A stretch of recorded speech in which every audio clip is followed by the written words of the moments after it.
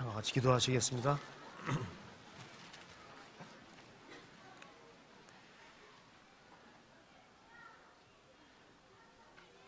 저희를 사랑하시는 하나님 아버지 감사합니다. 오늘도 저희들 한자리에 모여서 하나님의 말씀을 배우고 또 우리가 어떻게 성경을 공부해야 될지를 배울 수 있도록 인도해 주신 것을 감사합니다. 여기에 하나님 말씀을 사모하는 사람들이 한자리에 같이 모여 있습니다. 이 가운데 주 성령께서 우리 마음 가운데 역사해 주시고 저희들로 하여금 하나님 말씀 위에 굳게 설 수 있도록 도와주시고 하나님 말씀을 깨달아가는 귀한 자녀들이 될 수 있도록 도와주시고 또 우리가 깨달은 말씀을 우리의 사랑하는 학생들에게 심어줄 수 있도록 역사해 주시고 도와주시옵소서. 오늘 모든 시종 함께해 주시고 도와주시기를 간절히 의지하오며 주 예수 그리스도 이름으로 기도하옵나이다. 아멘. 먼저 성경 시편 111편 찾으시겠습니다.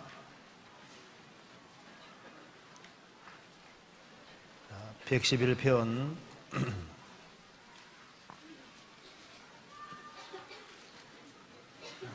2절입니다. 2절. 자, 같이 한번 읽어보시겠습니다. 여호와의 행사가 크시니 이를 즐거워하는 자가 다 연구하는도다. 교사는 가르치는 사람들이죠. 가르치기 위해서는 자신이 먼저 하나님께로부터 정확히 배워야 될 겁니다. 그리고 우리가 간접적으로 알아서 전하는 것과 자기가 실제로 깨달아서 전하는 것은 완전히 다르거든요. 그래서 구원받고 난 이후에 스스로 성경을 읽고 스스로 성경을 연구하는 길을 터득한다는 것은 아주 중요할 겁니다. 이건 교사가 되든 되지 않든 관계없이 구원받은 사람이라면 누구든지 성경을 바르게 읽힐 책임이 있거든요. 그래서 오늘 어떻게 성경을 연구해야 될 것이냐. 그런데 구원받은 지 얼마 안 된 사람은 성경을 연구하려고 덤비면 안 됩니다. 그러면은 성경이 워낙 광범위하게 되어 있고 워낙 복잡하게 되어 있기 때문에 성경을 연구하다 보면은 완전히 곁길로 갈 수도 있어요. 그래서 구원받고 적어도 한 5년이 지날 때까지는 성경을 읽기만 하고 연구하지 마라, 그런 얘기도 있습니다. 왜냐하면 적어도 기본적으로 좀 아는 것이 있는 속에서 연구가 되어져야지 오히려 연구함으로써 곁길로 가는 일도 많이 있는 겁니다. 자, 그래서 구원을 받고 교회 안에서 정상적으로 신앙생활을 하는 가운데 성경을 차근차근 연구하는 길을 터득을 어차피 해야 되는 겁니다.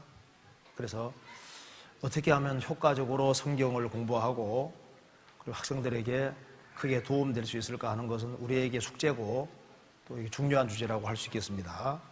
그래서 성경 공부는 다 하기를 원하죠. 근데 막상 잘 안 되죠. 저도 그랬거든요. 저도 구원받고 처음에 이 성경을 좀 익혀보려고 노력을 많이 했습니다.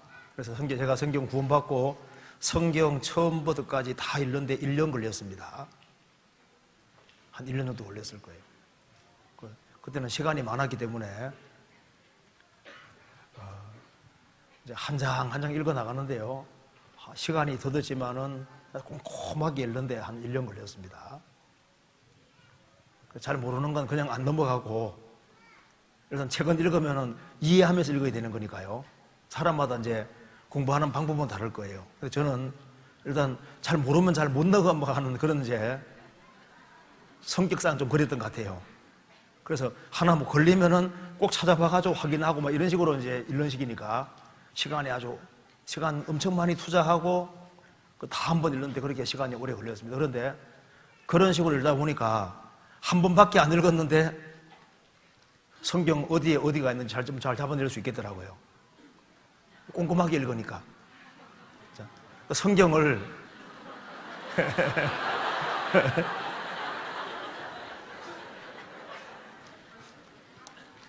제가 사실 학교 다닐 때도 교과서 한 페이지 읽을 때 보통 한 30분 이상씩 원래 시간이 오래 걸렸어요. 이게 잘 못 넘어가거든요. 그래서 세워라 내워라 이런 식으로 공부했기 때문에 그냥 잘 모르면은 자꾸 이렇게 따지는 습관 때문에 빨리 못 넘어가는 겁니다. 그런데 그게 나중에 보면 좀 좋은 점도 있었어요. 성경은 통독하는 식으로 막 읽으면요,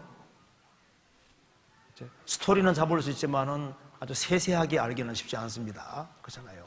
어쨌든 간에 저도 이제 성경을 배우느라고 이제 많이 헤맸기 때문에 조금은 도움 될 것 같기도 해요. 그래서 한번 생각을 해봅시다. 여기에 시편 111편 2절에 여호와의 행사가 크시니 이를 즐거워하는 자가 다 연구하는도다. 자, 누가 하나님의 행하신 일을 즐거워할까요? 구원을 받아야만 하나님의 행사를 즐거워하게 되고 하나님과 하나님 하시는 일에 관심을 가지게 되는 겁니다. 그래서 구원받고 나면은 하나님에 대한 갈망이 생기죠. 하나님을 더 알고 싶은 마음이 생기게 되는 거예요. 그렇기 때문에 하나님을 알려주신 것이 성경이니까 성경에 매달리게 되는 겁니다. 그래서 구원을 받은 사람은 여호와 율법 이 성경을 즐거워하게 돼 있고, 성경을 즐거워하는데 이유는 하나님을 사랑하는 마음이 생겨서 그런 거예요. 자, 내가 어떤 사람을 사랑하게 됐습니다. 그 사람에게 관계되는 것은 뭐든지 사랑하게 되잖아요. 그 사람이 연애 편지 보낸다. 그럼 그거 대충 읽습니까? 꼼꼼하게 읽습니까? 꼼꼼하게 읽죠. 한 번 읽고 끝나는 게 아니죠. 자주 읽죠. 자꾸 들여다보죠. 왜 그럴까요? 그 사람에게 관심이 있으니까. 그래서 하나님을 사랑하고 그 하나님의 사랑을 깨우친 사람은 당연히 하나님과 하나님에 대해 관심을 갖게 되고 그걸 더 아는 그 갈망을 갖게 되는 거예요. 그래서 성경 공부를 하기를 원하게 되는 겁니다. 그러니까 먼저는 자기 자신을 위해서 성경 배우기를 원하게 되는 거예요. 그리고 성경을 배우다 보면은 자꾸 깨달아지면은 이걸 전해주고 싶은 마음을 가지게 되는 겁니다. 그렇잖아요. 그래서 이 성경은 아주 신비한 책입니다. 여호와의 행사가 기록되어 있는 책입니다. 공부를 많이 못해서도 성경을 잘 익히면 지혜롭게 되는 것이 맞습니다. 우리가 지금 고등학교, 중학교, 고등학교, 대학 다니면서 배우는 그런 책들을 다윗도 안 배웠잖아요. 그렇죠? 루터도 안 배웠습니다. 그리고 존 뉴턴 같은 사람, 그런 사람도 보면은요, 우리가 배우는 과목을 많이 배운 것이 아닙니다. 과거 사람들은 적게 배웠지만 훨씬 지혜로웠는데 이유가 뭘까요? 성경을 배운 거예요. 성경은 정답이기 때문에 성경을 바르게 배울 수 있다면 가장 지혜로운 사람이 될 수 있는 겁니다. 그래서 못 배워서 한이 되는 사람일수록 어떻게 해야 됩니까? 성경을 더 배워야 돼. 그렇죠? 성경은 정답이니까요. 자, 만일 6,000살 먹은 사람이 쓴 책이 있다면 어떻게 될까요? 그 사람이 기억력이 감퇴도 없습니다. 아주 정확히 자기가 6,000년 동안 목격한 것을 기록해서 어떻게 될까요? 그건 돈을 얼마든 줘서라도 사야 되는 겁니다. 그렇죠? 사서 아주 철저하게 익히고 연구해야 될 거 아니에요. 그렇죠? 그런데 하나님 입에서 나온 말씀이 있거든요. 여기 하나님 말씀이다 그 말입니다. 그러면은 이걸 어떻게 익혀야 될까요? 전체를 익히려고 노력하는 것이 당연한 거예요. 그렇죠? 그리고 한 권밖에 안 되잖아요. 이게 8만 대전강처럼 크지도 않고 딱 한 권, 분량이 이 정도밖에 안 되잖아요. 이 정도. 마음만 먹으면은 1년에 한 번씩은 읽어볼 수 있는, 그렇죠? 마음 잡고 읽으면은 한 번씩은 꼭 읽어볼 수 있는 거예요. 그렇죠? 그리고 이 성경 속에 정말 들어갈 수 있다면은 성경은 가장 재밌는 책이 됩니다. 진짜요. 성경에다가 정성을 안 기울이니까 이게 재미없는 책이 되는 거예요. 자, 성경 속으로 들어가면은 아주 엄청난 데를 들어가 볼 수 있어요. 여행할 때 여행하기에 제일 좋은 것이 어딘지 아세요? 요 속으로 여행하는 겁니다. 해외여행 못해도 성경 속에 여행하면요, 우주에 처음부터 갈 수 있죠? 처음 갈 수 있고, 끝도 가볼 수 있고, 그러죠? 영원한 세계도 들어가 볼 수 있고, 아담 때도 들어가 볼 수 있고, 그렇죠? 우리 교회 어떤 목사님 한 분이 귀신 들린 사람 만났었거든요. 그래가지고, 너 아담, 하와, 선악과 따먹을 때 있었어 없어 하니까 귀신이 말하기를, 있었다, 왜? 그래, 그 말을 듣는데 굉장히 섭섭하더래요. 성경 속에 들어가면요, 다 가볼 수 있어요. 우리 성경 속에 이번에는 할 때 이제 배우면은 들어가 봅시다. 들어가서 좀 제대로 좀 배워야 되겠어요. 자, 하나님이 자신을 나타내는데 말씀으로 나타내시니까 말씀이 정말 중요하구나. 그걸 이거 꼭 배워야 되겠구나 하는 그 필요성을 안 느끼면요, 안 배우게 되는 거예요. 그렇잖아요. 그러니까 성경은 하나님을 대신하는 것이고 정답이구나 하는 것을 알아야 되는 정답. 인생을 왜 헤매냐 하면은 이 성경이 정답인 줄 몰라서 그런 거예요. 그러니까 하나님이 살아계시니까 하나님 말씀도 살아있습니다. 그렇죠. 하나님은 거짓이 없는 분이죠. 성경은 보면 거짓말이 없잖아요. 하나님은 전능하신 분인데 성경은 전능한 책입니다. 1900년 전에 완성이 됐는데 어떻습니까? 지금까지 인간의 모든 반대, 마귀의 모든 반대, 환경의 모든 반대를 이기고 다 지금까지 성경대로 되어왔잖아요. 성경의 하나님은 자비하신 하나님이십니다. 하나님은 자비하시니까 성경에는 하나님 자비가 나오고 하나님의 공의가 나오고 성경 배우면 하나님은 죄를 미워하시는구나 그거 알 수 있거든요. 왜? 하나님을 대신하는 거니까. 성경 배우면요, 이게 지혜롭게 되는 것이 맞아요. 그리고 성경에서 명백하게 되어 있는 구절이 있죠. 무엇은 무엇이다 딱 되어 있는 그런 구절은 아주 굳게 붙잡는 게 좋고 물고 늘어지면 되는 거예요. 늘어지면 무조건 이기는 거예요. 진화론자하고 싸울 때 어떻게 하면 이깁니까? 창세기 1장 붙잡고 물고 늘어지면은 그 사람이 뭐 대학 교수고 뭐 아무리 많이 배웠다 할지라도 성경 물고 늘어지면은 무조건 이기는 거예요. 그렇죠? 그런데 문제는 1년이 52주인데 성경 그렇게 배우잖아요. 그렇죠? 그런데 나중에 얘기해 보면 마음속에 별로 들어있는 것이 없는 거예요. 자기한테 필요한 구절은 철저하게 익히고 마음판에 완전히 박아야 되는데 그렇게 하지를 못하는 거예요. 그러니까 힘있게 살지를 못하는 거예요. 그렇잖아요. 성경을 좀 익혀야 되겠습니다. 그래서 우리가 오늘 어떻게 하면 우리가 성경을 좀 잘 익힐 수 있겠느냐 그런 걸 한번 구체적으로 생각해 봐야 되겠습니다. 그러니까 우리 마음속에, 교사들 마음속에 뭐가 있어야 되냐면은 이 신앙생활에서 말씀이 제일 중요하구나 그 생각이 머릿속에 들어가 있지 아니하면은 성경 붙잡고 살지를 않는 거예요. 그러니까 술꾼들은요, 술병을 곤충처럼 차고 다니거든요. 술하고 친해. 자주 마셔. 술하고 친하니까 술의 힘에 살지 않습니까? 제가 구원받을 당시만 하더라도 크리스찬들이요, 성경을 거의 붙잡고 다녔거든요. 시간 날 때마다 성경 들여다보는 거예요. 제가 중국에 이렇게 가끔씩 가보면요, 중국의 크리스찬들, 그분들은 뭐 텔레비전도 별로 재밌는 것이 많이 안 나오고 문명의 이기도 별로 많지 않고 하니까 시간 나면 들여다보는 게 성경인 거예요. 그러니까 그 마음이 살아있고 막 궁금한 걸 묻는데 보면요, 구원받은 사람이 질문할 것만 묻는 거예요. 그래서 은혜를 주러 갔다가 은혜 잔뜩 받아가지고 옵니다.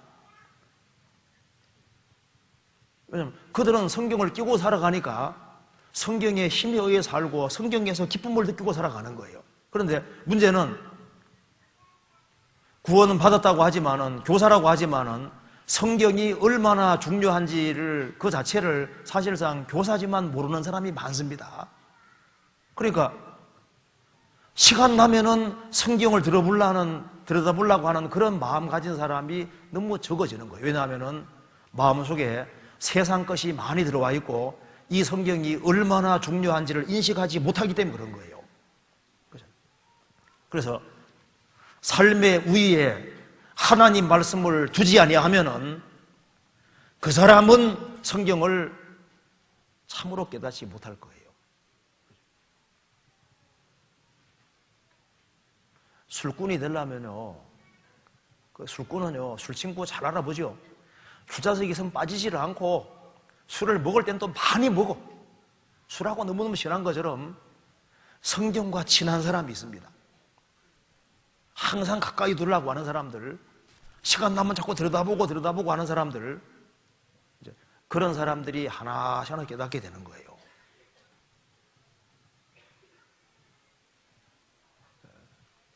성경에다가 시간을 투자하지 않고 뭘 신령한 것을 깨닫겠다, 그거는 그 착각입니다. 이 세상에서도 무엇인가를 정말 얻기 원하면 뭐부터 투자해야 됩니까? 시간부터 투자해요. 시간을 투자하지 않고 뭘 얻으려고 하면은 그게 바른 생각이 아니잖아요. 그러잖아요. 우리 교회도 한번 보면요, 이 전도하는 사람 되는 경우 보면은 주일날 말씀 들으면 그걸 딱 적어 와서 집에 와서 반드시 복습하는 사람들이 있습니다. 그걸 뭐 5년이면 5년, 10년이면 10년 꾸준히 하는 사람들이 있어요.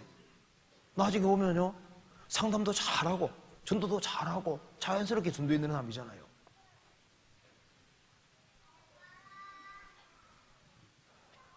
그러니까 시간 투자를 꼭 해야 됩니다. 그렇죠? 그거 안 하면은 배울 수 없어요. 그리고 그래서요, 여기에 뭐든지 권위자가 있잖아요. 권위. 뭐 수학의 권위, 뭐 이렇게 음악계의 어떤 권위자들이 있지 않습니까? 그 대가들이 있는데, 자, 대가들에게 배우면 대가가 될 수 있잖아요. 대가는 안 되더라도 좀 엇비석 따라갈 수 있습니다. 세상에서 이 모든 것의 가장 큰 대가가 성경의 하나님이잖아요. 그렇죠? 그러니까 성경의 하나님에게 제대로 배울 수 있다면은 가장 지혜로운 자들이 될 수 있고, 그리고 가장 훌륭한 주님의 제자들이 될 수 있고, 그리고 이 세상에서 어려운 문제들을 아주 쉽게 풀어낼 수도 있는 겁니다. 그렇잖아요. 성경을 배워야 돼요. 자, 그래서 이 성경에 익숙하게 될 수만 있다면은 주님이 그런 사람을 아시고 그런 사람은 또 거기에 합당하게끔 주님께서 일을 자꾸 연결시켜 줄 거예요. 자, 이 약사들은 약의 위치를 정확히 알지요. 무슨 약 주체하면 그냥 딱 위치 잡아냅니다. 그러죠? 성경의 교사들은 성경에 어디 하면 탁탁 잡아내는 이제 그리들을 썼으면 얼마나 좋겠어요. 그렇죠? 뭐든지 배우는 김에 정통하려고 생각하는 것이 필요한 거예요. 우리가 시간을 정말 들일 수 있다면은, 정성을 들일 수 있다면 그것이 가능한 겁니다. 그래서 배울 뿐 아니라 익숙하게 된다는 것은 더 중요한 거예요. 언제든지 끄집어낼 수 있다면 얼마나 좋겠습니까? 약사들은 적절하게 끄집어냅니다. 우리는 천국의 제자되는 서기관이 되어야 되는 거예요. 성경에서 봅시다. 마태복음 13장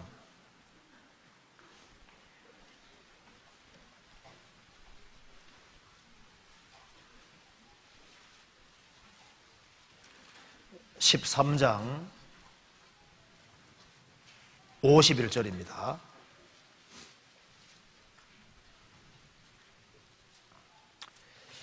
이 모든 것을 깨달았느냐 하시니 대답하되 그러하오이다. 예수께서 가라사대 그러므로 천국의 제자된 서기관마다 마치 새 것과 옛 것을 그 곳간에서 내오는 집주인과 같으니라. 쉽게 말해서 이 성경이 양식 창고인데 구약은 옛 곳간이고 신약은 새 곳간인데 이 곳간 안에 새 곡식과 묵은 곡식이 있는데 천국에 제한된 서기관, 구원을 받고 받았을 뿐 아니라 성경을 익숙하게 아는 사람이 서기관들입니다. 그 사람들은 성경에서 양식 창고에서 양식을 잘 끄집어낸다 그 말입니다. 양식 잘 끄집어내야 됩니다. 자, 그러면 성경을 올바로 깨닫기 위해서 어떻게 해야 될까 라는 생각을 해봅시다. 자, 먼저는 거듭나야 됩니다. 거듭나지 아니하면은 성경은 못 깨닫게 돼 있어요. 자, 산 사람에게 양식이 필요한 것처럼 성경은 거듭나야만 진정으로 깨달아지기 시작하는 책입니다. 그렇잖아요. 그리고 이제 성경을 제대로 배우기 위해서는 시간 투자해야 된다 그랬죠?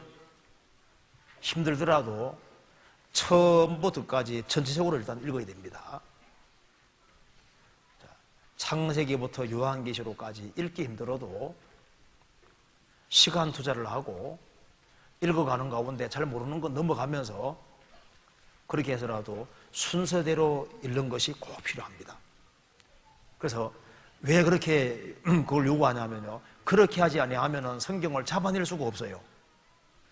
순서대로 쭉 읽으면 흐름이라는 게 있으니까 어디 내용 하면 대충 어딘지 잡아낼 수 있는 겁니다. 그런데 그렇게 하지 않고 자기 기분 내키는 대로 좋은 부분 자꾸 이런 식으로 읽어버리면요, 성경을 잡아낼 수가 없게 돼 있는 거예요. 성경은 흐름이라는 게 있기 때문에 순서대로 쭉 읽어나가면은 스토리라는 것이 있으니까 순서대로 쭉 읽으면요, 흐름이라는 것이 있고 그렇게 해서 이제 대충 어디쯤인지 이제 점점 알게 되는 거예요.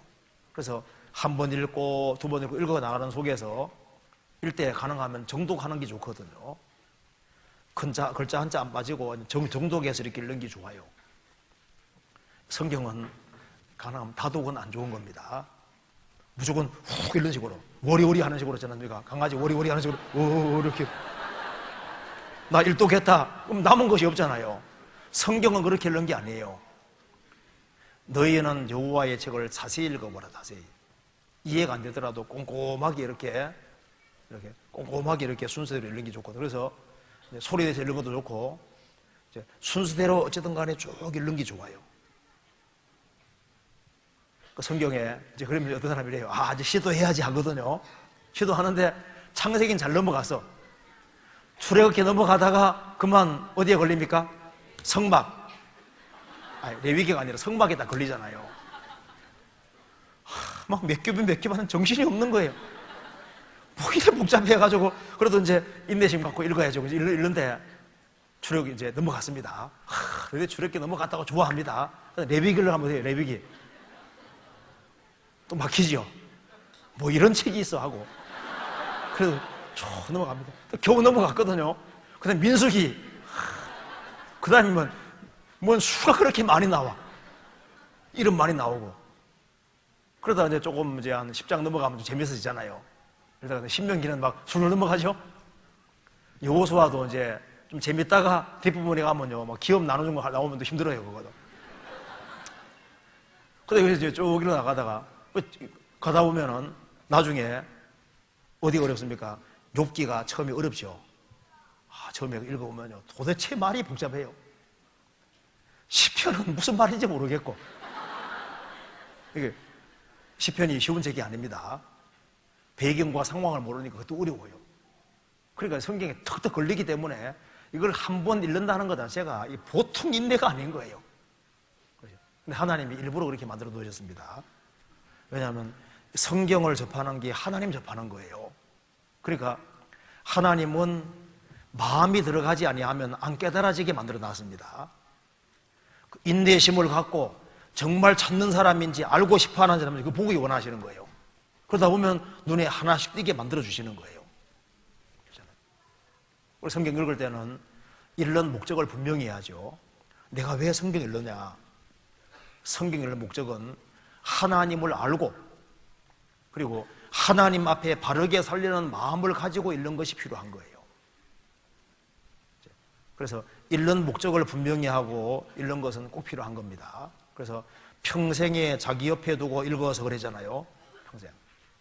그리고 이제 성경 읽어 나가면서 어떻게 해야 되냐면은 구원받고 난 이후에 성경을 정말 깨달아갈 수 있는 길이 있는데 꾸준히 읽어 나가면서 내가 아는 만큼 순종하려고 해야 됩니다. 순종하려고 하면은 그러면은 하나씩 깨닫게 해주시는 것이 있어요. 자, 성경 한번 찾아봅시다. 에스라 7장 찾아봅시다. 에스라 7장.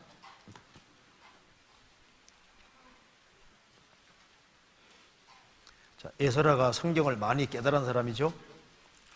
에스라 7장 10절에 한번 보시겠습니다.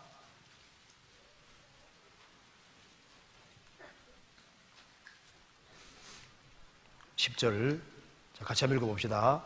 에스라가 여호와의 율법을 연구하여 준행하며 율례와 규례를 이스라엘에게 가르치기로 결심하였었더라. 자, 에스라가 여호와의 율법을 연구하여 대충 읽은 게 아니죠. 연구하는 마음으로 읽는 사람은 꼼꼼하게 읽는 사람입니다. 그리고 연구하여 준행하며 말씀대로 하는 사람이잖아요. 순종합니다. 그렇게 하니까 주님께서 어떻게 하십니까? 말씀을 깨닫게 도와주시니까 이제 받은 것이 많게 되는 거예요. 그럼 이것을 내 혼자만 알고 있는 건 안 된다는 걸 자기가 느끼게 되는 겁니다. 그래서 이 깨닫게 해주신 것을 전해주고자 하는 그 마음을 가지게 되는 거예요. 그러니까 이스라엘에게 가르치기로 결심하였었더라. 그리고 하나님께서 이렇게 살아가니까 이제 가르칠 수 있는 길을 열어주셨잖아요. 이스라엘 백성들을 가르치게 연결시켜 주셨습니다. 그러니까 배운 것을 순종하려고 하는 사람들, 그런 사람에게 주님이 깨닫게 도와주시는 거예요. 그리고 이 성경 읽을 때는 기도하면서 읽는 것이 필요합니다. 기도하면서 하나님, 나 이 말씀을 꼭 내게 필요한 걸 깨닫게 도와주세요. 기도하면서 읽어야만 성경이 하나씩 깨달아지는 거예요. 성경 시편 119편 찾아봅시다. 자, 119편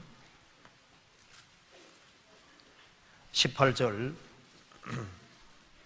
자, 18절을 같이 한번 읽어봅시다. 내 눈을 열어서 주의 법에 기이한 것을 보게 하소서. 내 눈을 열어서 주의 법에 기이한 것, 놀라운 것을 보게 하소서.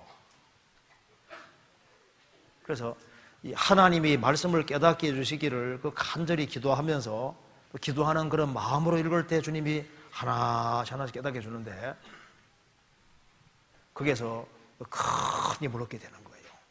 그렇잖아요.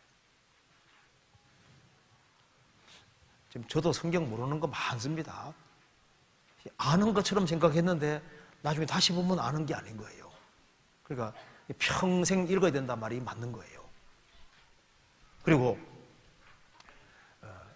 사모하는 사람에게 좋은 걸 주시는 분입니다. 그러니까 간절히 갈망하는 마음이 있는, 자기가 정말 하나님 말씀이 아니면 죽겠다는 그런 마음 가지고 갈망하는 마음이 있는 사람에게 주님이 채워주시는 거예요. 시편 119편 130절 찾아봅시다. 130절에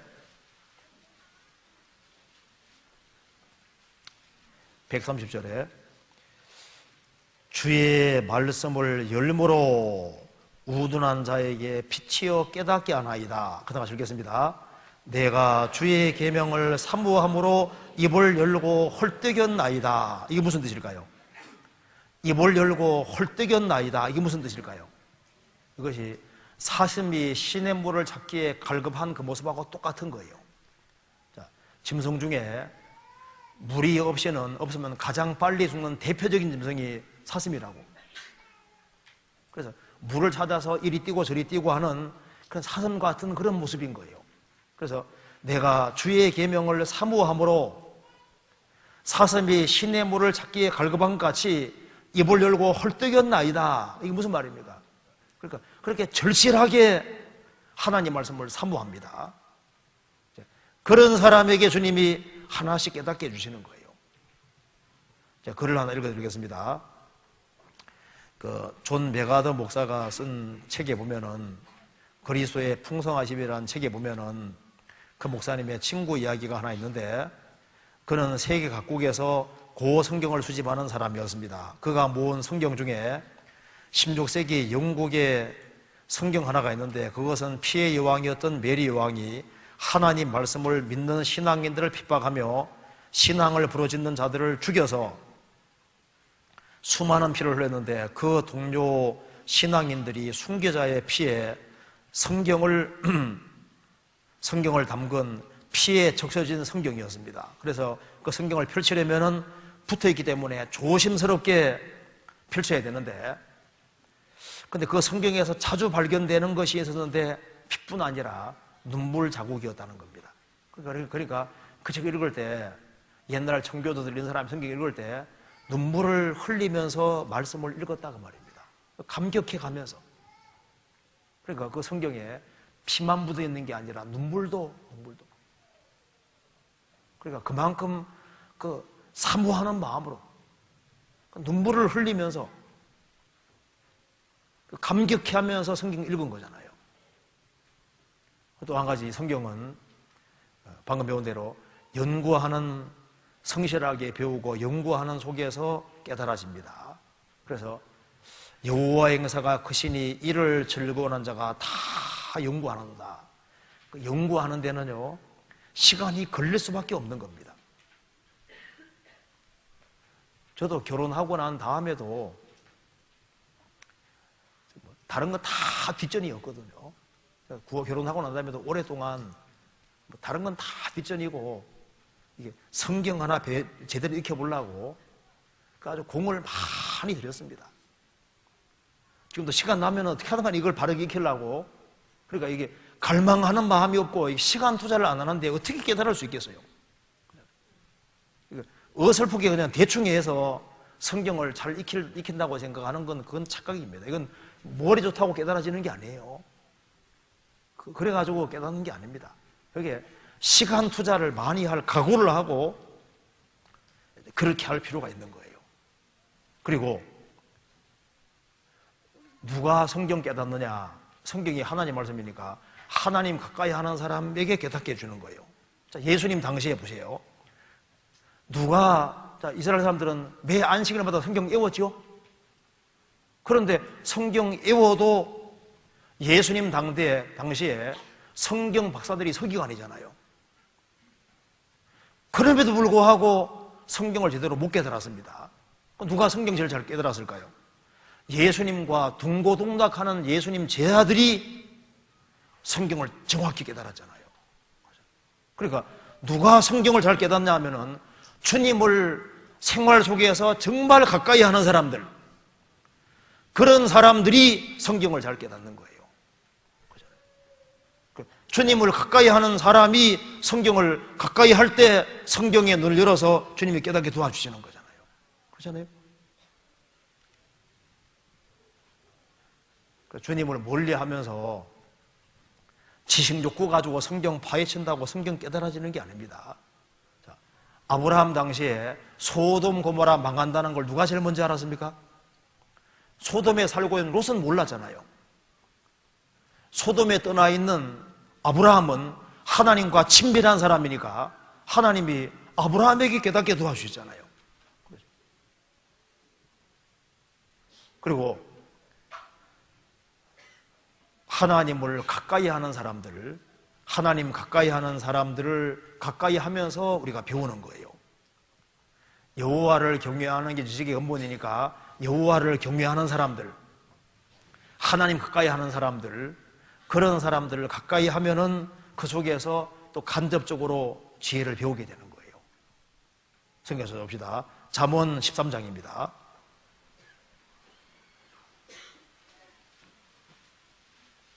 자, 잠언 13장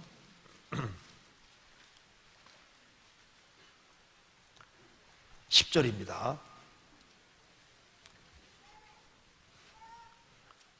20절 같이 읽겠습니다. 지혜로운 자와 동행하면 지혜를 얻고 미련한 자와 사귀면 해를 받느니라. 자, 지혜로운 자와 동행하면은 지혜를 얻죠. 그러니까 또 지혜로운 자들이 누굽니까? 구원받은 사람이 지혜로운 사람들이잖아요. 그러니까 구원받은 사람들이 지혜로운 사람들인데, 그 구원받은 사람들, 주님과 동행하는 사람들이 모여있는 무리가 교회니까 사실 교회 안에서 성경을 배우는 거예요. 그러니까 성경 말씀하기를 성령이 교회들에게 하시는 말씀을 들을 때 들게 되어 있잖아요. 그래서 우리가 교회 안에서 사실 성경을 계속적으로 잘 배울 수 있게 되는 거예요. 교회 안에 꾸준히 있는 사람은 성경 잘 배울 수 있습니다. 그리고 이제 특별히 중요한 것 중에 하나가 성경 깨닫기를 진짜 원하면요, 이 코스가 아마 이렇게 될 수 있을 거예요. 잘 보세요. 이제 성경 어떻게 깨닫냐 하면요, 순서가 이렇게 되어 있어요. 이제 한 사람이 갈망하는 마음을 가지고 성경 열심히 배웁니다. 이제 성경을 열심히 배워요. 그럼 성경이 이제 그 사람 마음속에 들어가기 시작하잖아요. 그런데 아직까지는 그게 이론입니다. 그래서 하나님께서는 요 말씀을 열심히 정말 갈망하고 배우는 사람, 말씀이 마음속에 하나씩 들어가는 사람은 요 사람에게 이 말씀이 이제 자기 것이 되어야 될 거 아니에요? 그러니까 뭘 주냐 하면은 성경 열심히 배우는 사람은 주님이 고난을 주십니다. 그리고 고난 속에서 요 말씀 자체가 실제가 되고 진짜 자기 뼛속 깊이 깨달아지게 만들어 주시는 거예요. 그래서 성경을 이제 붙잡고 정말 이걸 자나깨나 이걸 가까이 하려고 살아가는 사람 있잖아요. 그런 사람에게는 대체로 뭐가 오냐 하면은 요것이 오는 거예요. 요것이 보내놓는데 주님이 희한하게 엮어가지고 말씀을 정말 자기 것으로 만들게 하기 위해서 이상하게 이렇게 딱 연결되게 만드는 거예요. 성경 한번 찾아봅시다. 시편 119편 찾아봅시다. 71절.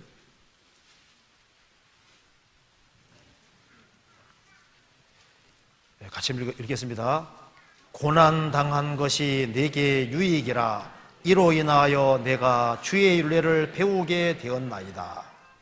그래서 이제 처음에는 성경이 막연했는데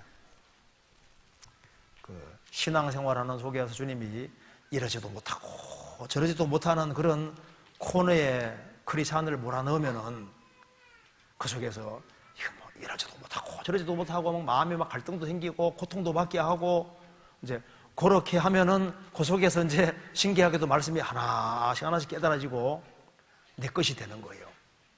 그래서 이제 시편 같은 경우는 고생을 많이 해야지 깨달아지게 돼 있어요. 시편이 쉬운 책이 되게 되는 좋은 길이 뭔지 아세요? 고생 많이 하면 돼. 그 특별히 마음고생 같은 거 많이 하고 막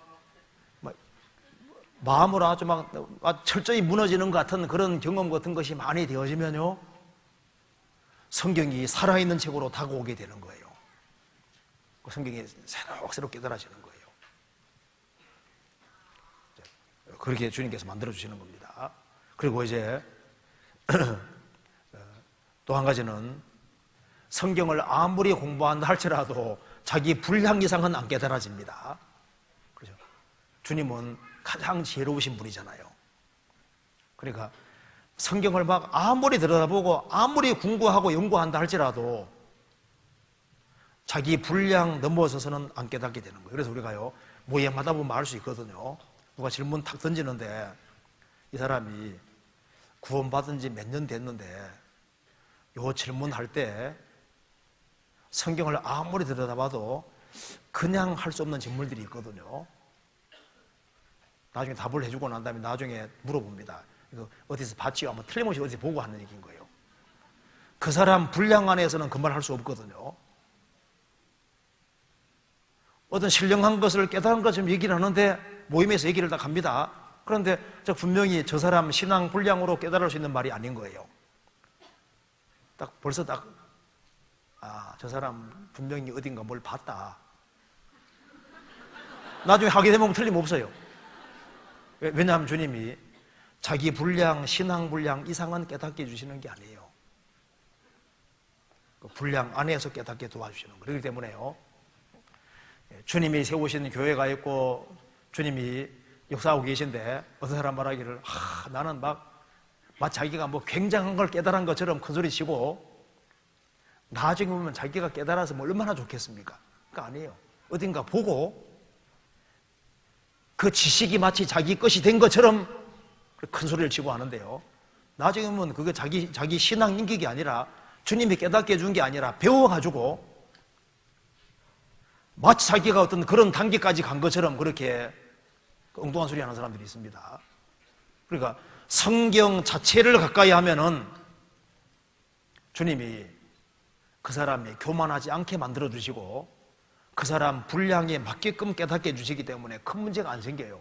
그래서 다른 책을 들여다보고 다른 책에 이상하게 해석해 놓은 책에 근거해 성경을 들여다보니까 이상한 소리를 하지, 성경 자체를 열심히 익히면요, 성경은 그 사람 분량 안에서만 깨닫게 만들어 가시니까 성경 자체 읽어서는 큰 문제 생기지 않아요. 그래서 다른 사람 책을 보는 것은 그냥 성경 개관해 놓은 책 읽는 것은 좋은데 그 말고 성경을 신령하게 해석한 책들은 극히 조심해야 됩니다. 저는 구원받고 난 이후에 남을 이상하게 신령하게 해석하는 그런 거 잘 안 읽었어요. 성경을 이상하게 영리한다든 그런 거 안 읽었거든요. 그냥 단지 성경 자체를 잘 개괄해 놓고 성경 전체 맥을 좀 잘 잡아놓은 책들, 그런 것들은 열심히 읽으려고 했는데요, 성경을 이상하게 해석해 놓은 책들은요, 그거는 처음부터 아주 안 읽으려고 하죠. 왜? 그런 것에 대해서는 내 신앙이 아니니까. 그렇잖아요. 그건 시간 지나가면 주님이 깨닫게 해주면 깨달으면 되는 거니까, 자기 분량을 벗어나는 것에 대해서 괜히 신령해지고 싶어서 이상한 책 있잖아요, 요상하게 해석해놓은 책, 그런 거 읽을 필요 없어요. 신령해져서 뭐 하려고요? 아무 소용 없는 거예요. 그래서 예언이면 믿음의 분수대로 그 말대로 자기 분수껏 살면 되는 겁니다. 그렇잖아요. 그리고 이제 성경이 이제 워낙 광범위한 책이니까 성경을 해석하는 원칙은 좀 아는 것이 필요해요. 어떻게 성경을 읽어야 될 거냐? 성경은 이제 전체 권 가운데 한 권이 있거든요. 한 권 가운데 한 장이 문맥이 있으니까 항상 일반 책을 읽는 것처럼 그렇게 읽어야 되는 겁니다. 문맥이라는 것이 있는 문맥이 있으니까 성경은 성경으로 풀리게 돼 있으니까 성경을 억지로 해석하려고 할 필요 없습니다. 얘기 들어보십시오. 프로크로테스의 침대라고 들어보셨죠? 이제 그 아티카 지방에 사는 한 사람이 있는데 그 사람이 철상 침대를 하나 만들어 놔가지고 그 영지를 지나가면 붙잡아가지고 철상 침대에 딱 눕혀놓고 키가 작으면은 잡아 늘려서 죽이고 키가 너무 크면은 그냥 발 잘라버리다 그러지 않습니까? 자기 어떤 기준에 딱 정해놓고 성경을 칼질하는 사람이 있는데 그러면 안 되는 거예요. 자기 일정한 틀에 맞춰놓고 성경을 이모적으로 생각하는 사람이 있습니다. 그러면 안 되거든요. 그래서 일단 어떻게 하면 성경을 효율적으로 공부할 수 있을까 한번 생각을 해봅시다. 먼저 성경을 이해할 때 제일 첫 번째, 시대 구분을 잘하는 것은 아주 중요한 요소가 됩니다. 그러니까 성경을 이제 이렇게 생각하면 될 거예요. 제일 먼저 성경을 잘 익히기 원하면은 시대 구분을 잘하는 것이 필요할 텐데요. 어떻게 시대 구분을 하냐 하면은 이렇게 생각하면 좋겠어요. 여기 이제 아담이라 해봅시다. 자, 아담 때부터 하나님을 믿는 사람과 믿지 않는 사람으로 갈라졌잖아요. 그렇죠? 그리고 이제 노아 홍수 이후에 또 하나님을 믿는 사람과 믿지 않는 사람으로 갈라졌습니다. 그러다가 이제 하나님께서 아브라함이라는 사람을 택하셨고 예수님이 오실 때까지 유대인과 이방인으로 갈라졌잖아요. 그렇죠? 이방인 이렇게 이제 두 줄기가 생겼다는 겁니다. 그런데 예수님이 십자가 죽으시고 부활하신 이후에는 다시 이제 유대인과 이방인 두 줄기가 있는데 제3으로 교회라는 것이 생겼지 않습니까? 그래서 예수님이 초림할 때부터 시작해서 오실 때부터 시작해서 7년 혼란 전까지는 세 줄기가 있다. 이렇게 일단 이건 꼭 알아야 됩니다. 그래서 지금 이제 7 교회 시대가 흐르고 있고, 촛대 표시입니다. 7 교회 시대가 흐르고 있습니다.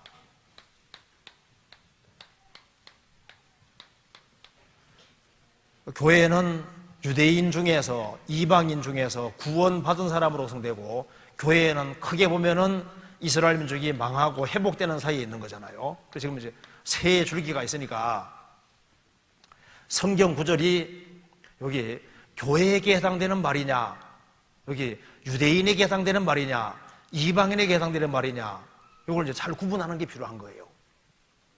그리고 이제 성경 읽을 때 이게 도대체 대상이 누군지 이제 그걸 잘 구분해서 이것이 구원받은 사람에게 하는 말인지 아니면 불신자에게 하는 말인지 그 구분을 잘해야 되거든요. 그러니까 지금 세 줄기가 있구나. 그리고 이제 7년 혼란 속에는 교회는 들림받아서 주님 앞에 가 있으니까 7년 혼란 속에는 다시 유대인과 이방인 두 줄기만 남게 되잖아요. 그렇죠? 그리고 이제 천년 왕국 속에 들어가면은 유대인 중에 3분의 1이 살아 들어가고 이방인 중에 일부가 들어간다고 돼 있잖아요. 다시 두 줄기가 있는 거예요. 그러니까 지금 역사 속에서 세 줄기가 있는 것은 뭐냐? 자, 요때만 세 줄기가 있는 겁니다. 요때만. 그래서 지금 여기에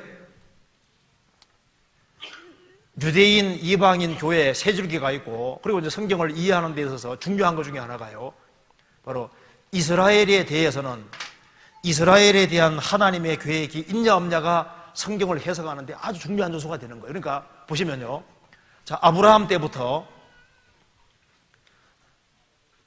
이 교회 시대, 그리고 7년 혼란 시대, 천년 왕국 시대까지 어떻게 됩니까? 이스라엘은 하나님 계획 속에 있잖아요. 그렇죠? 그런데 예수님이 죽으시고 부활하신 이후에 종교 개혁자들, 그들도 이스라엘 민족이 유랑민족으로 있기 때문에 이스라엘 민족이 회복되고 다시 나라가 된다는 생각을 못했어요. 그러니까 성경 해석할 때 유대인과 이제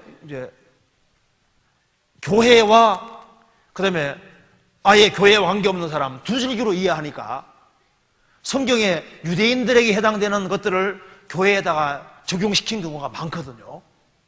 그러니까 성경에 대혼란이 생겨버리는 거예요. 그러니까 성경 헷갈리지 아니하려면은 이스라엘은 하나님의 계획 속에 있구나.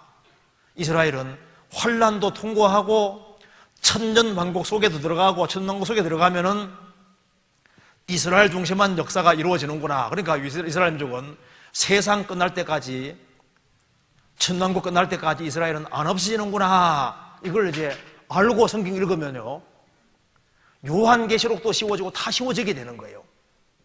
그런데 보세요, 지금 여기 교회가 환란 전에 들림 받고 이제 7년 혼란 속에는 교회가 없으니까 요한계시록 6장부터 19장까지는 7년 혼란 얘기니까 거기에 해당되는 구절을 교회와 연결시키면은 성경 이상한 해석이 돼버리는 거예요.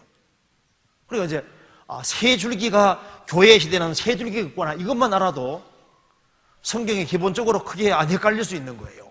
그러니까 먼저 뭐 해야 된다면 시대 구분이 참 중요한 것이구나, 그걸 이해해야 되고, 그 다음 또 한 가지 뭘 이해해야 되냐면요, 구약 성경은 구약의 예언자들은 뭘 봤냐면은 예수님이 초림하는구나 봤어요. 그리고 예수님이 재림하는구나 다 봤거든요. 그런데 이 초림과 재림 사이에 교회 시대가 있다는 것은 몰랐어요. 그러니까 성경 읽어보시면은 구약의 예언서를 읽다 보면은 구약 예언서가 어렵게 안 돼 있거든요. 나중에 이제 성경에 이사야서부터 해가지고 이제 쭉 읽어보면요, 구약 예언서는 사실 이렇게 돼 있어요. 그러니까 이제 성경 선지자가 구약 성경 얘기를 할 때 이제 그 당대 사람들의 죄를 지적합니다.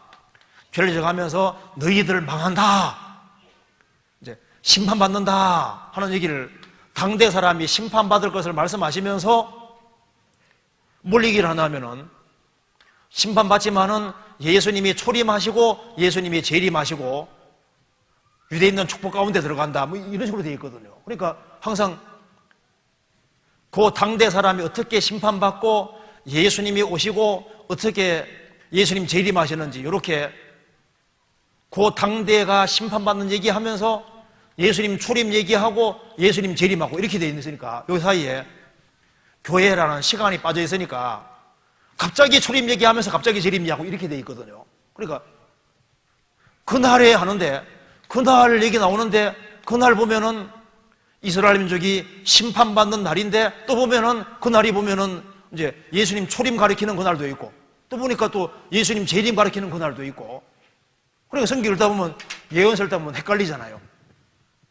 그런데 사실 성경은, 구약 예언서들은 초림과 재림 중심으로 되어 있구나, 초림과 재림이 이렇게 붙어 있구나, 이제 그거 알면은요, 예언서 읽으면서도, 이제 그 성경 이사야서도 읽어 나가면서도 이거 어려운 내용이 아니네, 그것이 그 당대 사람의 심판을 얘기를 하는 거냐, 예수님의 초림에 대한 얘기냐, 재림에 대한 얘기냐, 자세히 읽어보면 대충 알 수 있게 돼 있어요.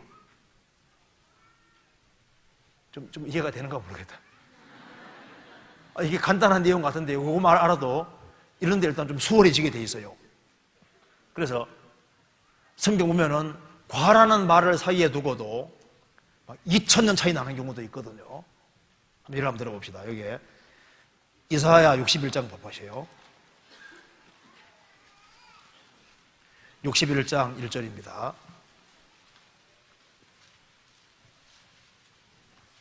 1절 봅시다. 주 여호와의 신이 내게 임하셨으니 이는 여호와께서 내게 기름을 부어사 가난한 자에게 아름다운 소식을 전하게 하려 하심이라. 나를 보내사 마음이 상한 자를 고치시며 포로된 자에게 자유를, 갇힌 자에게 노임을 전파하며 여호와의 은혜의 해와 우리 하나님의 신의 날을 전파하여. 여기 보면은 여호와의 은혜의 해와가 나와 있죠. 여호와의 은혜의 해와, 그러니까 와를 사이에 두고 은혜의 해와 초림입니다.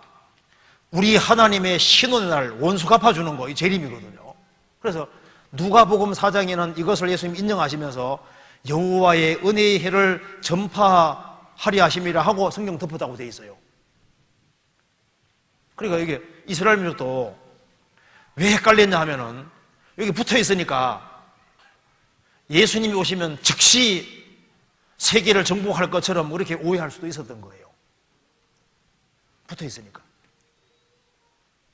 그러니까 이제 구약 성경은 초림과 재림 중심으로 되어 있구나, 이제 이렇게 좀 이해를 하고 읽어 나가면은 이제 성경 읽는데 그렇게 어렵지 않을 거다 그 말입니다. 좀 쉽게 이해할 수 있을 거예요.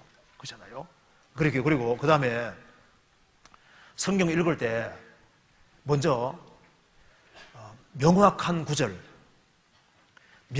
구절을 항상 기준해서 성경을 이렇게 풀어가야 되는 겁니다. 그래서 성경에서 무엇은 무엇이다 명료하게 탁 되어 있는 구절이죠. 그런 것이 명확한 구절이 항상 기준인 거예요. 그래서 만일 뭐뭐 하면 뭐뭐 할 것이다, 이 구절보다 무엇은 무엇이다 이렇게 명확하게 되어 있는 구절들, 그런 구절들을 익숙하게 먼저 익히는 게 필요합니다. 그러면은 명확한 구절들을 이렇게 많이 알고 있으면은 애매한 구절들은 명확한 구절에 비춰와서 비춰보면은 쉽게 이해가 되는 거예요. 어떤 사람은요, 이단적인 사람들은 이상하게 애매한 구절들만 많이 알고 있어.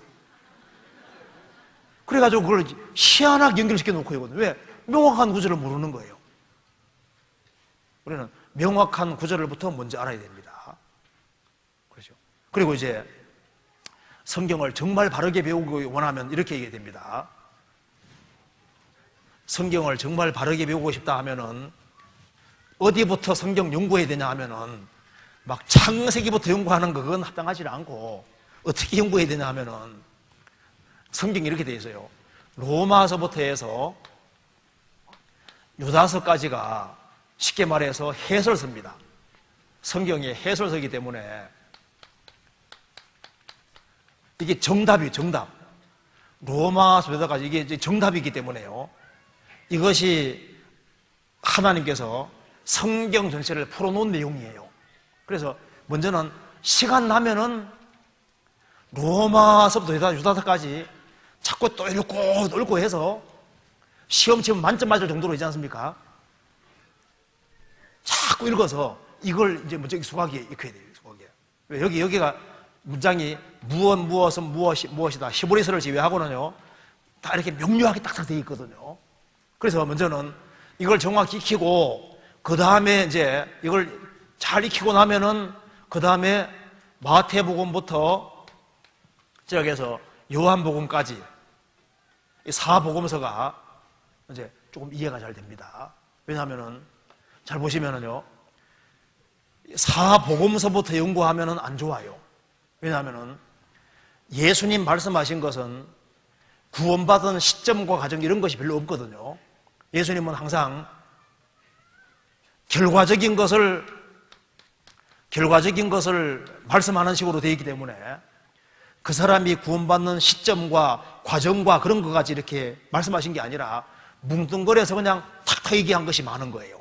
그러니까 그걸 풀어놓은 것이 바로 요거니까 요걸 익숙하게 쫙 익히면요 사복음서 자체가 주님이 이렇게 얘기한 게 있으면 그거 자체를 풀 수 있게 되어 있는 거예요. 여기 구원받은 안 받을 때부터 구원받은 시점부터 해서 구원받은 사람에게 이런저런 일이 벌어지는 예외적인 케이스가 많잖아요.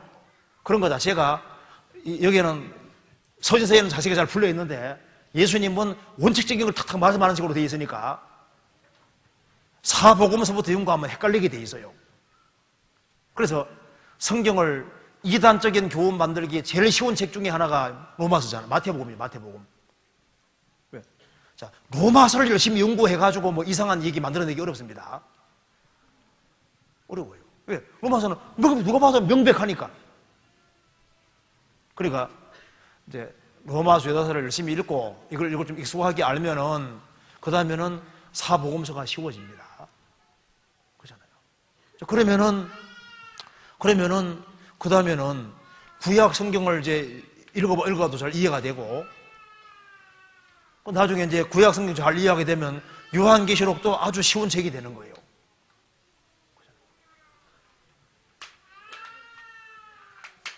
그리고 성경 자꾸 읽어다 보면 시편도 쉬워지고 이제 점점 다 모든 게 쉬워지게 되는데요.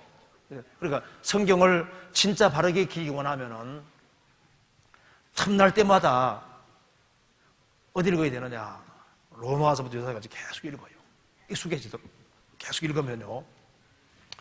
거기에 성경 교리가 다 나와 있어요. 그리고 성경을 잘 이해할 수 있는 기틀이 마련되는 겁니다. 그리고 성경은 이제 주제가 그리스도니까 예수님 중심으로 이해를 해야 되는 거예요. 그래서 이 성경을 잘 읽으면은 성경은 전부 다 예수님 중심으로 되어 있습니다. 그러잖아요.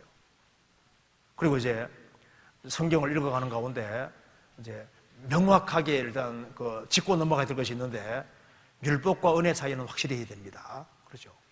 율법과 은혜 이거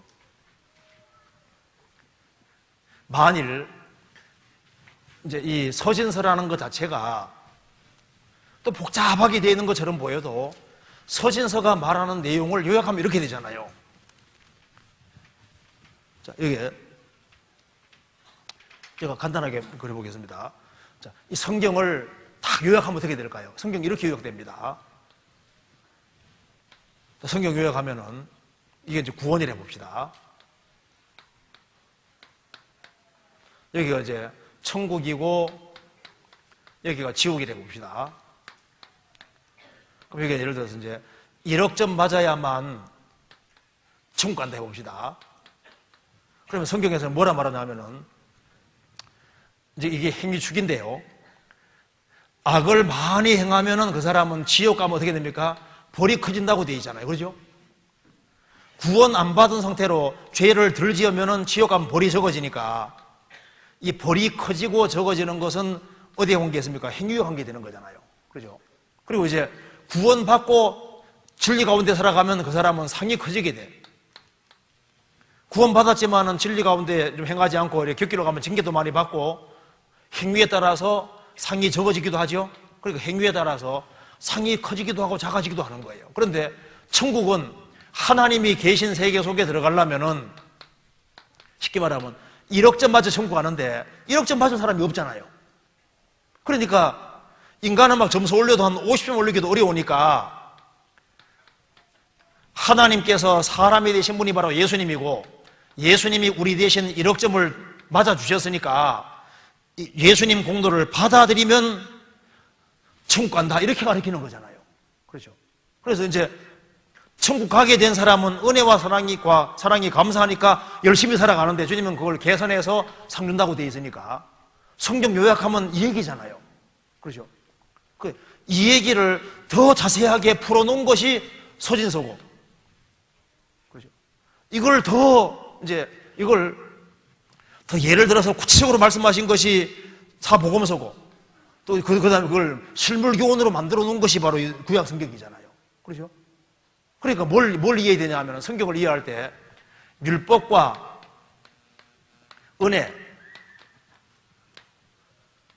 이것에 대해서 확고하게 되어 있지 아니하면은 그 사람은 성경을 연구하면 연구할수록 어떻게 됩니까?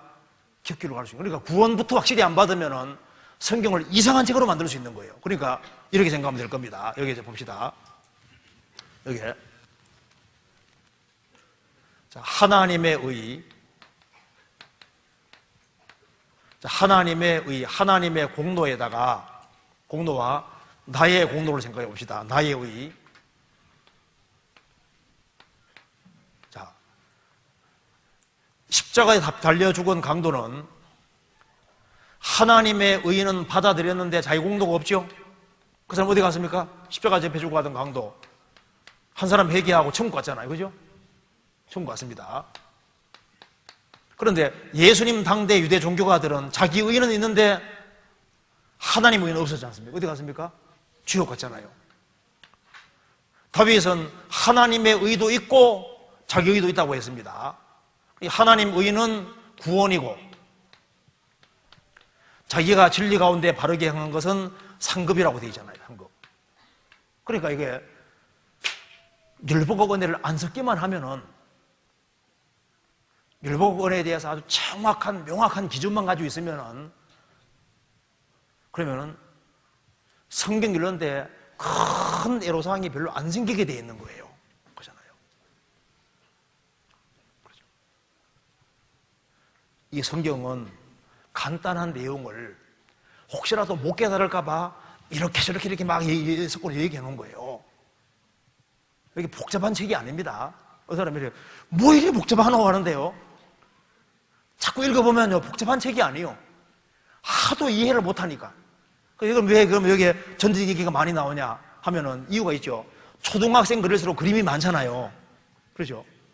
하도 인간이 잘 이해를 못하니까 이해시키려고 막 전쟁도 막 해놓고 이렇게 복잡하게 해놓은 거예요. 해놓은 이유가 나중에 보면은요, 하도 인간이 이해를 못하니까 이해시켜주려고 그림 그려놓은 거라니까요.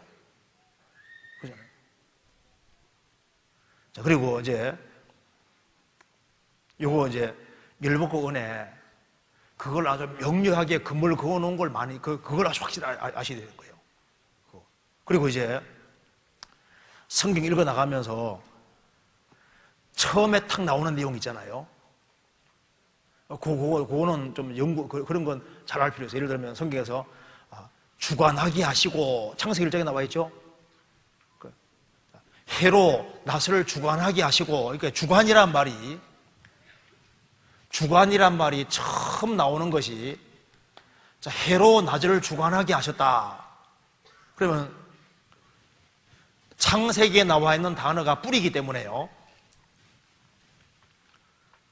처음 나오는 말의 뜻을 정확히 알 필요가 있습니다. 그러니까 해로 낮을 주관하게 하시고, 그 말은 해가 이 지구상에 있는 모든 것을 완전히 컨트롤하는 거지 않습니까? 그렇죠? 그러면 이제 로마서 6장에는 죄가 너희를 주관치 못하리니 이는 너희가 법 아래 있지 아니하고 은혜 아래 있음이니라, 이렇게 나오잖아요. 그러니까 죄가 나를 주관치 못할 것이다. 그러니까 이게 죄가 주관치 못하게, 그러니까 죄가 내 인생에서 태양처럼 주인 노릇 못할 거다, 그 말입니다. 그러니까 죄가 너희를 주관치 못하리니, 그러니까 주관이란 말이 나오면 창세기 딱 떠올리면 최초에 나오는 말이 해로 낮을 주관하게 하는 거니까 구원받은 사람에게는 죄가 그런 식으로 완전히 나를 끌고 못 가는구나, 이제 좀 이해가 되잖아요. 그죠? 그리고 이제 예를 들어서 사랑이란 말이 처음 나오는 것이 아브라함이 이삭 바칠 때 내 사랑하는 독자, 이 말이 나오거든요. 그러니까 성경에 사랑이란 말이 처음 나온 것이 아브라함 이삭 바치는 내용이니까, 그래서 그게 사랑 개념을 잘 알 수 있잖아요. 아버지가 그 아들을 사랑하는 그 사랑이 성경에서 말하는 사랑의 첫 번째 쓰이고 있으니까, 그러니까 우리가 좀 이해가 되는 것이 있어요. 자, 어머니들은 사랑하다 좀 호들갑 떨죠. 그렇죠? 자식이 좀 다쳤다, 아버지는 딱 보고서 안 좋겠네 하면요 서두르지 않잖아요. 그렇죠? 어머니는 막 얘가 피만 조금 흘려도 막 아주 얼마나 막 신속하지요. 근데 하나님은 아브라함이 이삭 사랑할 때 그 사랑을 처음 딱 써놨거든요. 그러니까 하나님은 사람을 사랑하시는데 어떻게 다뤄가시냐 하면은, 깊이는 어머니처럼 깊을지라도 다뤄가는 건 아버지가 다뤄가는 거 좀 유사한 거예요. 그러니까 인간이 막 대고 쇠를 쓰고 해도 하나님은 잘 참지요. 아버지는 딱 보고요, 안 죽겠네 하면요 좀 이렇게 좀 끌기도 하고 이렇게 하잖아요. 그렇죠? 그러니까 이제 성경 보면서 나중에 좀 알게 될 거예요. 그리고 이제 성경은 구약 시대부터 해서 주님이 점차적으로 더 선명하게 말씀하셨기 때문에 어디를 기초해서 성경 해석해야 되냐 하면은, 성경 해석하는 원칙은 이렇게 해석해야 되는 겁니다. 만일 이렇게 해석하지 아니하면 성경을 이상하게 만드는 거예요. 그러니까 서신서 눈으로 사복음서를 보고 서신서 눈으로 구약 성경을 그렇게 해야만 모든 것을 정확히 이해할 수 있습니다. 왜냐하면 최종적으로 말씀하신 것이 가장 명백하게 보여준 거거든요. 그런데 여호와 증인들은 왜 실수하냐 하면은 구약의 시편과 전도서 이런 것에 기초해서 명확한 구절을 다 부수는 식으로 나가거든요.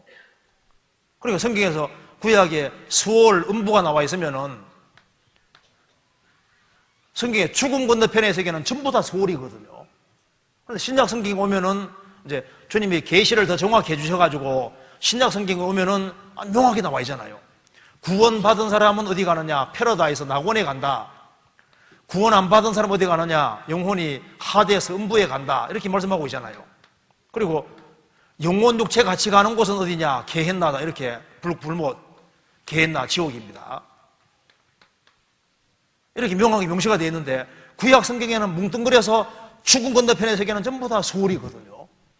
왜냐하면 이때는 주님이 점진적으로 계시해 주셔서 이제 세월이 흘러가면서 더 명료하게 해주신 거예요. 그러니까 헷갈릴 것이 없이 어떻게 하면 되느냐? 서신서 계속 읽어요. 그리고 성경을 읽다 보면요, 어떤 주제가 한꺼번에 그냥 탁 나와 있는 경우가 있어요. 그래서 부활하면 어떻게 하면 됩니까? 고린도 15장에 너무 자세하게 나와 있죠. 그죠?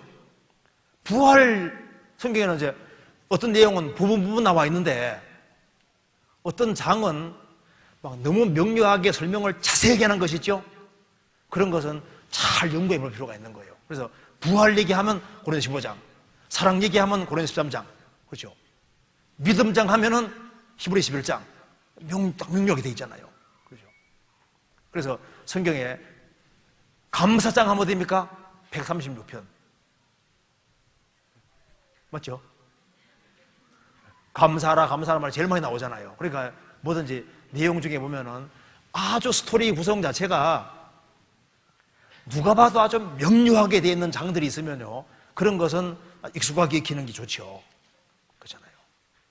그리고 이제 성경을 읽을 때 먼저는 이게 이제 거울로 보는 방법은 자기 비추는 거울로, 그죠? 읽을 때 이제 자기를 비춰보는 거울로 읽고, 또 한 가지는 성경이란 창을 통해서 세상을 보는잖아요. 이제 이렇게 성경 볼 수도 있습니다. 그렇죠? 자, 그런데 이제 좀 구체적으로 생각해 봅시다.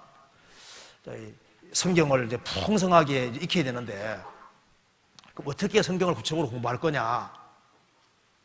자, 먼저 성경을 이제 공부하기 위해서 요령을 한번 같이 생각해 봅시다. 먼저 다른 책은 이렇게 가까이 하지 말고 성경 자체를 갖다 놓고 읽때 성경 말 중에 어려운 것이 많이 있으니까 뭐가 필요하냐면 성경 낱말 사전이잖아요. 그 옆에 있는 게 좋아요. 그럼 또 한 가지는 성구 사전. 기본적으로 필요한 건 딱 두 가지거든요. 성구 사전하고 그 다음에 성경 낱말 사전, 요거 하나가 필요한 겁니다. 그렇죠? 성경 읽으면서 모르는 단어 있으면 사전 뒤져가지고, 아, 이게 이런 뜻이구나. 그렇게 읽어 나가고, 내가 이제 성경 어떤 구절이, 내용은 알겠는데 구절 못 찾으면 구절을 찾아야 되니까 성구 사전이라는 게 있잖아요. 그 성구 사전 하나 하고, 이제 성경 낱말 사전, 그것이 성경 공부하는데 기본적으로 가장 필요한 겁니다. 그렇죠?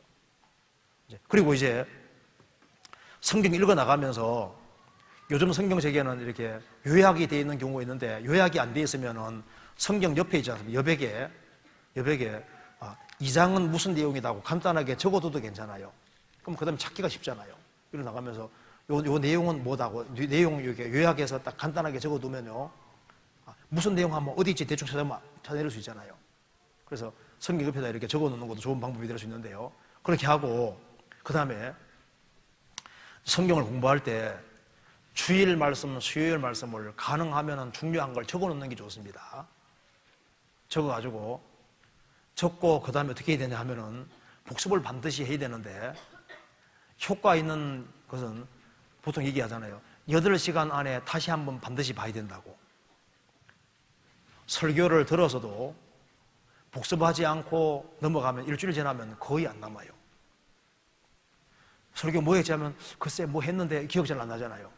그런데 듣고 금방 복습하는 건 효과가 적고, 듣고 와서 몇 시간 지나고 난 이후에 덜쳐내서 다시 한번 구절을 쫙 찾아보고 이렇게 확인해 놓으면요, 한 일주일 지나도 한 40% 이상은 남는다 그러지 않습니까, 보통. 그럼 그게 쌓이거든요. 그러니까 반드시 복습을 해야 돼요. 그러니까 수요일과 주일날 배우는 것이 제일 좋은 공부입니다. 그리고 성경을 공부할 때 성경 읽어 나가면서 성경 전체를 잘 정리해 놓은 책들이 있어요. 성경 뼈대 잡아 놓은 책들이 있는데, 그런 책들을 추천받아서 읽는 것이 성경 공부하는 데 도움이 될 겁니다. 저는 그런 걸 많이 읽어봤습니다. 그리고 이제 성경에서 중요 교리를 잘 정리해 놓은 책들이 있어요.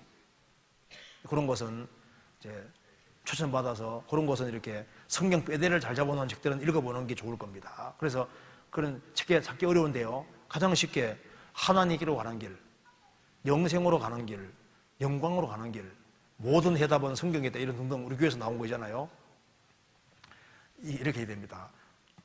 그 좋은 책은 꼭 정독을 해야 돼요. 시험 치듯이 교과서 배우듯이 꼼꼼하게 읽어서 완전히 정독해야 되거든요. 저는 소설책 잘 안 읽었습니다. 소설 중에 읽은 거 별로 없어요. 저는 책 딱 잡아봐서 이게 좀 무게가 있는 책이고, 이거는 교과서류 책이다, 중요한 내용이 집약되어 있는 책이잖아요. 그런 게 있으면요, 붙잡고 철저하게 익히면 철저하게.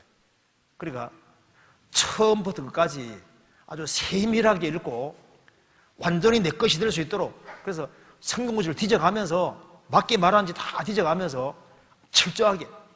그래서 저는 교과서에 해당되는 거잖아요. 예를 들어서 이제 내용이 아주 필수적으로 꼭 읽어야 될 내용이 들어있는 책들이잖아요. 그런 거 있으면요, 시간을 투자해서 아주 꼼꼼하게 아주 정성 들여서 아주 완전히 내 것이 되도록 이제 그런 식으로 읽어봤거든요. 근데 그 딱딱한 책은 재미없죠. 안 읽으라 하죠. 그런데 너무 어려운 거 말고 쉬운 거라도 해가지고 이렇게 질서가 잘 잡혀 있는 책들은 아주 자세히 읽어보는 게 좋아요. 우리 교회에서 나온 것은 하나님께로 영생으로 영광으로 가는 길, 이런 책들은요 아주 꼼꼼하게 읽어서 완전히 뼈와 살이 되도록 완전히 익힐 수 있도록. 그 책 많이 읽는 게 중요한 게 아니에요. 적게 읽더라도 꼼꼼하게 읽어서 완전히 내 것으로 만드는 것이 필요합니다. 그리고 또 한 가지는요, 성경 읽을 때 읽어 나가면서 너무 어려운 게 있잖아요. 일단 쭉 읽다 보면은 이게 보니까 출애굽기에 성막은 도무지 무슨 말인지 모르겠어요. 그러면요, 성경을 정확히 이해할 목적으로 성막에 관해서 누가 미리 연구하는 책들이잖아요. 뭐 황금의 집이라든가 뭐 성막 책이 많이 있으니까 찾아가지고 이제 읽어보면 이런 내용이구나 이제 이해하고 넘어가고, 그다음에 이제 레위기 읽다 보면 다섯 제사가 뭔지 모르겠어. 그러면 레위기 다섯 제사를 설명 잘해놓은 쉬운 책들 찾아가지고 읽어보면 이건 이런 내용이구나. 그러니까 성경을 이해할 목적으로 책을 찾는 게 좋거든요. 그러니까 무조건 책을 읽는 게 중요한 게 아니라 성경을 이해하기 위한 목적으로 책을 찾아가지고 읽는 게 좋은 거예요. 우리는 성경 익혀야 되는 거니까, 그러죠?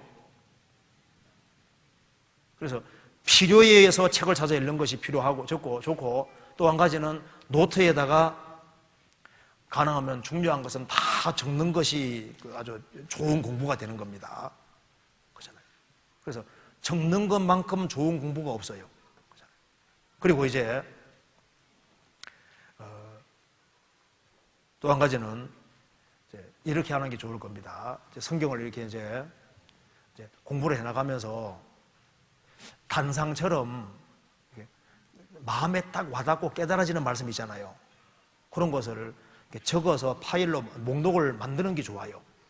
성경에 말씀하기를 깨닫는 마음으로 다섯 마디 하는 것은 1만 마디 방보다 낫다 그랬죠. 그러니까 이제 설교 듣는 중에서도 저거 참 내용 좋네.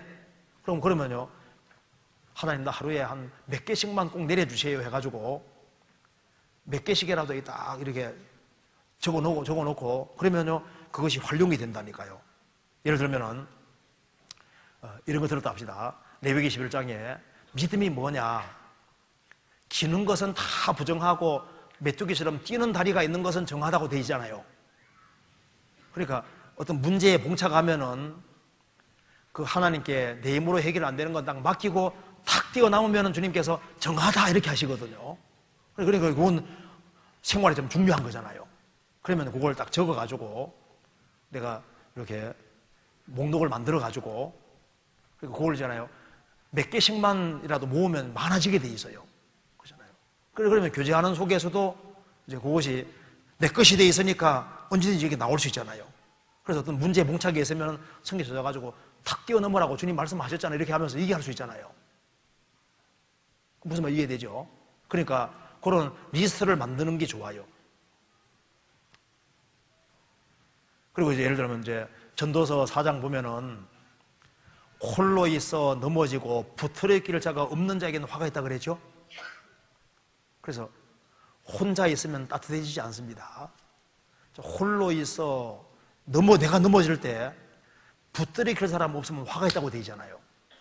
그래서 내가 넘어질 때 가족이 붙잡아 주든지 나를 붙잡아 줄 만한 사람을 만들어 놔야지 신앙생활이 계속되게 돼 있는데, 단독자, 크리스찬들 같이 연결되는 걸 싫어하고 단독자로 홀로 있는 사람은 얼마 시간 지나면 사라지게 돼 있으니까 그런 사람이 있으면은 전도사장 딱 펴놓고 성경 말씀하기를 홀로 있는 사람은 넘어지면 이렇게 생각 없으면 화가 있는데, 내가 넘어지면은 내가 모임에 안 나오면 붙잡아 줄 사람 누가 있냐? 없으면 어떡하냐? 없으면은 만들어야 되지 않냐? 그럼 내가 밥을 먼저 사주든지 어떻게 하든 간에 이제 끌어들여가지고 내가 넘어지면 나를 붙잡아 일으킬 사람 하나 만들어야 되거든. 그렇지 않습니까? 그래서 이제 그런 구절 같은 거. 그러니까 이제 자기한테 필요한 구절을 이렇게 딱 적어 놓는 게 좋아요. 깨달아지는 것들을. 성경을 따가, 이 구절은 교제할 때 얘기해주면 누구 붙잡아 줄 수 있겠네. 그런 것들이잖아요. 그런 것을 목록을 쭉 만들어서 이렇게 하나씩 모으라니까요. 모으는 게 필요한 거예요. 그래서 이제 또 이제 구원받은 사람 중에 신앙생활 잘 안 하는 사람 있잖아요. 그럼 봐라. 불신자도 핑계 못 대지 않냐. 구원 안 받은 사람도 구원 안 받은 것에 핑계 대지 못한다면은 구원받은 사람은 신앙생활 못한 것에 대해서 핑계 댈 수 있겠느냐. 한번 생각해 보자. 그 핑계 대기에 제일 좋은 사람 다니엘은 말하기를 나는 나이도 적고 바벨론 포로 잡혀갔고 왕도 무서운데 신앙생활 나는 못할 수밖에 없었다. 이렇게 말할 수 있지 않냐. 그런데 다니엘은 그 속에서 하나님 붙잡고 신앙생활 잘하지 않았느냐. 뭐 핑계대기 제일 좋은 사람 요셉 아니냐. 형들이 그렇게 미워해서 팔아먹어버렸으니까 나는 너무 억울해서 신앙생활 못해도 이렇게 핑계댈 수도 있는데 그렇지 않지 않냐. 하나님은 애굽에도 계시지 않냐. 그러니 구원 안 받은 사람도 핑계 못 대는데 구원 받은 사람 핑계댈 수 있겠냐. 그런 게 있으면 하나 딱 적어놓고 난 다음에 이거 누구 어딘 가서 먹어야지. 이거 분명히 네가 필요할 거다. 그리고 그런 걸 이렇게 만들어 놔야 되는 거예요. 그렇잖아요. 그래서 하나하나 좋은 것들이잖아요. 성경에 시편 33편에 공교히 연주할지다 그런 말이 있거든요. 뭐든지 공교히 연주하려면요 정성이 들어가야 되잖아요. 왜 하나님이 공교히 왜 이런 말 써놨겠냐. 시편금으로 이런 말 나오거든요. 12줄 비파로 그거 탈라면 정성이 들어가야 되는 거예요. 그러니까 하나님은 영이시니까 뭘 원하시느냐. 하나님은 형식을 원하는 게 아니라 마음을 원하는 게 아니냐. 마음을 뭐든지 공교하게 뭐가 되어지려면 마음과 정성이 들어가야 되는 거니까 하나님은 형식을 원하는 게 아니라 그 중심을 원하고 마음이 들어가는 것을 원하는 거다. 얘기할 수 있잖아요.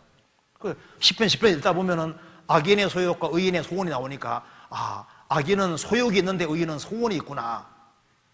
그런 거 있으면 딱 적어놓고 이렇게 해서 또 사람이 이제 정신 못 차리면요 10편 1편에 하늘에 계신 자가 웃으시며 그 다음에 주께서 저희를 비우시리로다. 그 다음에는 저희를 놀리어 이르시기를. 그 다음에 철장으로 깨트린다고 되죠. 그러니까 이제 하나님이 점점 무서워지잖아요. 처음에는 싹 웃다가 싹 비웃으시고 그 다음에 놀래키시고 그 다음에는 그냥 박살 내버리니까 빨리 돌이키는 게 좋은 거다. 이렇게 얘기할 수 있잖아요.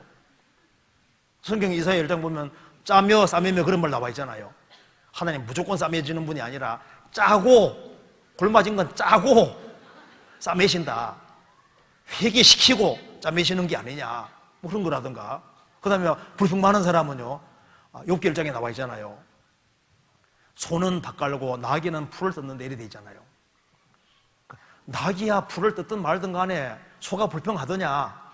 소는 자기 할 일 열심히 하고 있지 않느냐.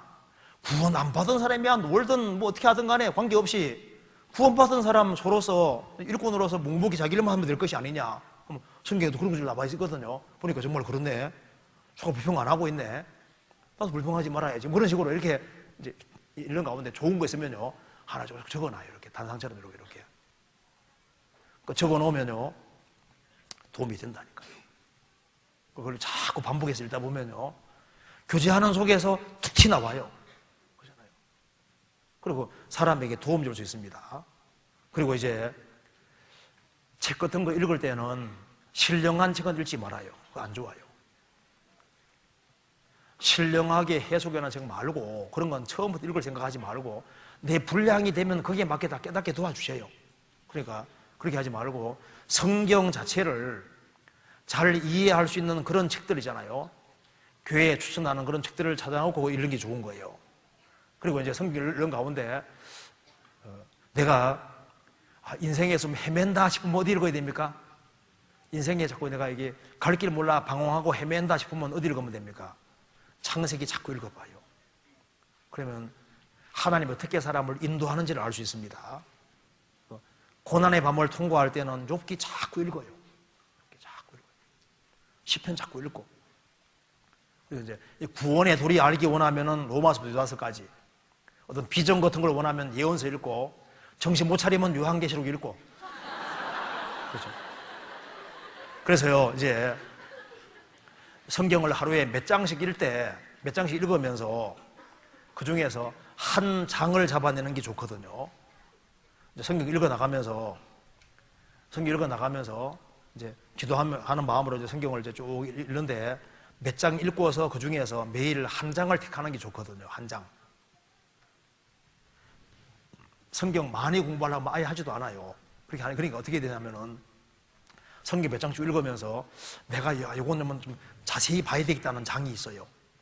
그 중에 한 장만 딱 택해가지고 하루에 한 장씩만 틈날 때마다 공부하자 이런 마음 가지고 노트 갖다 놓고 한 장만 딱 갖다 놓고 읽고서 읽으면서 단락 구분을 지어보는 겁니다. 그러니까 1장 1절부터 몇 절 3절까지는 무슨 내용이네, 4절부터 몇 절까지는 무슨 내용이네, 그 다음에 6절부터 마지막 절까지는 무슨 내용이네.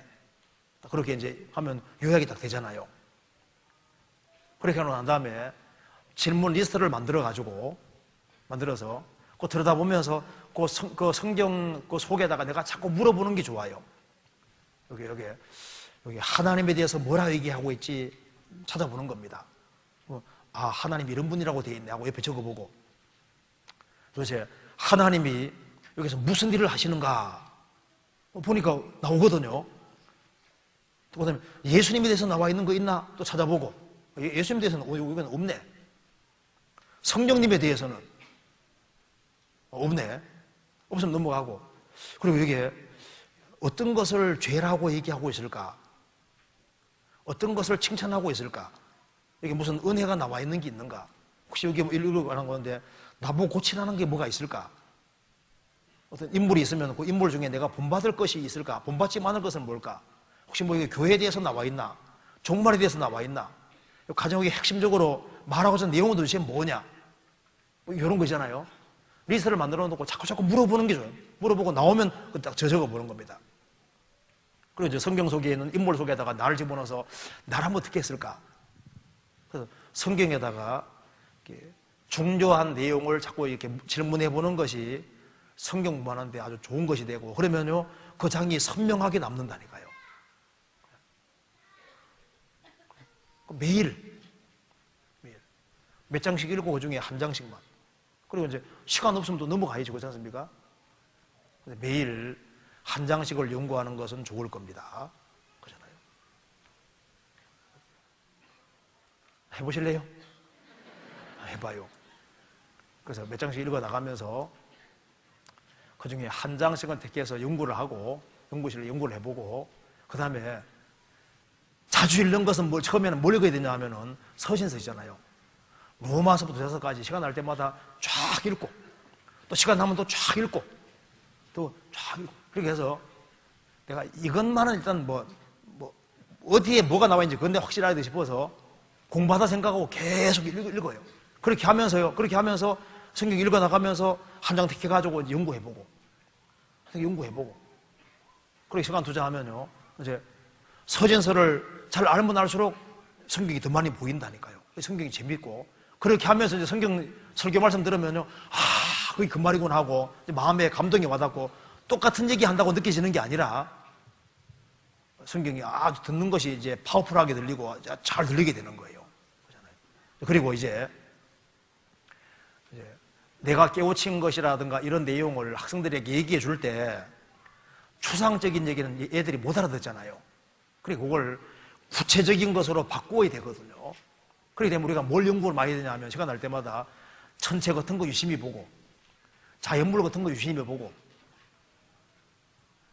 그래서 동물들도 유심히 보고, 그래서 눈에 보이는 사물로 바꾸어서 설명해 줘야 되니까,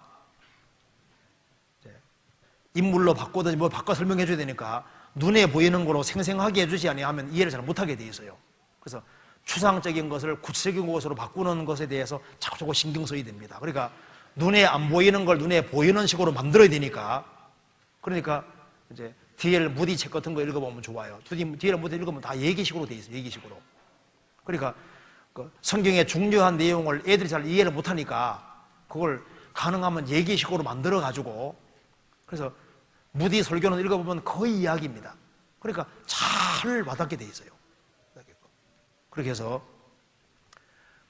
명백한 교리 같은 것도 그림으로 잘 그려 설명해 주는 식으로 해주면은 마음속에 잘 이제 들어가게 할 수 있을 거예요. 그러니까 어떻게 하든 간에 쉽게 설명해 주되 마음 생각 속에 남을 수 있도록 이렇게 만들어주는 그 작업을 해야 될 겁니다. 그리고 이제 성경을 이해하는 데 있어서 어떻게 누구에게 성경을 빨리 깨닫게 해주시냐면 사실 구원 안 받은 사람을 접촉하는 사람이 접촉할 때마다 자꾸 전해주려는 사람이죠. 어떻게 불신자를 건지려는 마음을 가진 사람은 많이 깨닫게 돼 있어요. 저도 이제 돌이켜봤을 때 주님 왜 제게 성경을 자꾸 깨닫게 해주셨느냐 생각할 때 구원 안 받은 사람을 건지려는 갈망이 있잖아요. 어떻게 하든 간에 구원 안 받은 사람을 주님 품으로 인도하고자 하는 그 마음, 어떻게 하면 더 많이 건질고 자나깨나 그거 생각하는 사람, 그런 사람에겐 주님이 많이 깨닫게 해준다고 생각이 듭니다. 그래서 교사가 먼저 구원 안 받은 사람을 정말 이게 성경을 제대로 배우기 원하면은 구원 받은 사람 속에서 뭘 얘기하려고 그러면 불의가 섞일 수가 있거든요. 돋보일 수도 있지 않습니까? 그런데 구원 안 받은 사람과 접촉해서 건지려고 하면은요, 그러면 요거도 먹기 쉽고, 그렇죠? 구원 안 받은 사람에게 어떻게 얘기해 주려고 그러면요, 일단 요거도 먹을 걸 각오해야 되니까, 구원 안 받은 사람에게 뭔가 성경을 자꾸 넣어주려고 이렇게 하면요, 그런 사람은 주님이, 야, 너 마음이 바르게 돼 있으니까 하고 주님이 자꾸 깨닫게 해줘요. 그래서 구원 안 받은 사람을 잘 건지려고 노력하는 사람들은 주님께서 구원받은 식구들에게도 제대로 건지게 도와줄 겁니다. 그러니까 우리가 접촉하는 사람에게 어떻게 하든 간에 전해주려고 노력하셔요. 그러니까 기차를 타든 뭐 이렇게 접촉하는 경우 있잖아요. 뭐 택시 타더라도 어떻게 하든 간에 얘기 걸어가지고 자꾸 얘기해 주려고. 그러니까 구원 안 받은 사람 얘기하면요, 요거도 먹게 되잖아요. 그런데 구원 안 받은 사람에게 요걸 많이 얻어먹어요. 그렇게 하면요, 성경을 더 많이 깨닫게 도와주실 겁니다. 그렇잖아요. 그래서 한번 제가 대충 얘기를 했는데요, 한번 이렇게 들은 걸 잘 생각을 해서 일단은 시간 투자해야 됩니다. 시간 투자하지 않고는 얻을 수 없으니까 가장 인생에서 가장 중요하고 교사로서 제일 중요한 기준이 성경이니까 이 성경을 익히기 위해서 최대한 절제해서 시간을 어떻게 만들어 가지고 여기다가 투자하되 매일매일 꾸준히 조금씩이라도 시간을 계속 들이면은 1년이면은 365장이에요. 3년 동안 꾸준히 하면은 1000장 이상을 정확히 익히거든요. 조금씩이라도 계속 하는 것이죠. 계속. 그렇게 하면은 하나님께서 성경을 잘 읽힐 수 있게 도와줄 것이고, 그래서 뭐 수요 말씀이든 뭐 들리는 것 자체부터 다 다르게 들리게 만들어 주실 것이고, 그래서 말씀을 깨달아가는 기쁨 같은 것이 있는 거예요. 그런 것을 갖게 도와주실 겁니다. 같이 기도하시겠습니다.